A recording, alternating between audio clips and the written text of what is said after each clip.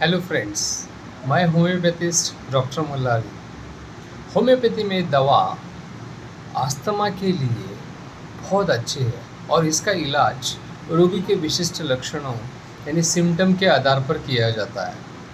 Homeopathy में समानता का सिद्धांत इस्तेमाल होता है, इसलिए होम्योपैथी ये देखते हैं कि दवा किस समय बढ़ता है और क्या खाने से आराम मिलता है, क्या खाने से बढ़ता है और रोगी का स्वभाव कैसा है।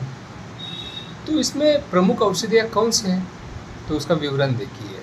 रात के समय खासकर 12 से 2 बजे तक दमा का दौरा पड़ता है। रोगी को बहुत बेचैनी होती है, घुटन से महसूस होती है और वह लेटने के बजाय बैठकर आगे झुकना पसंद करता है। इस अवस्था के लिए ज़्यादातर अल्प यूज होती है। ब्लाटा ओरिएंटलिस नामक एक बहुत ही प्रसिद्ध दवा है। ये दमा की बहुत सुप्रसिद्ध दवा है। उन लोगों के लिए बहुत अच्छी होती है जिन्हें बहुत अधिक कफ यानी कि बलगम रहता है और सांस लेने में भारीपन महसूस होता है। जब फेफड़ों में बहुत ज़्यादा घरघराहट यानी कि घरघराहट यानी रैटलिंग की आवाज़ होती है और बलगम बाहर न निकल पा रहा हो, तो इस स्थिति में ये दवा इस्तेमाल होती है। रोगी बहुत कमज़ोर और सुस्त महसूस होता है। अगर ये है तो टाटा रेमेटिक यूज़ होती है। जब दमा के साथ बहुत अधिक उल्टी की भावना होती है, सांस लेते समय सीने में घरघराहट होती है, तो गोल्डन रूट इस्तेमाल होती है। अगर दमा नम मौसम यानी कि डैम्प वेदर उसके कारण बढ़ जाता है, उसमें ग्लोबर सॉल्ट यूज़ होती है। उन लोगों के लिए अच्छी रहती है जिन्हें सीने में भारीपन और गीली खांसी रहती है।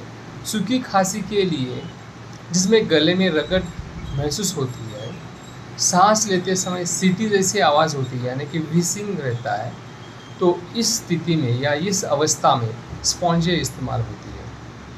दोस्तों, डॉक्टर की सलाह अनिवार्य है। आपने होम्योपैथिक तज्ञ के साथ इसके बारे में मशवरा ज़रूर लें। होम्योपैथी में दमा के लिए केवल दवा का नाम जानना काफ़ी नहीं है। डॉक्टर ये देखते हैं कि आपका शरीर उस बीमारी के प्रति कैसी प्रतिक्रिया दे रहा है।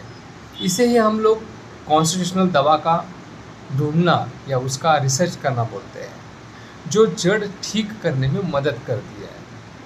और एक महत्वपूर्ण बात, इमरजेंसी का ध्यान रखिए।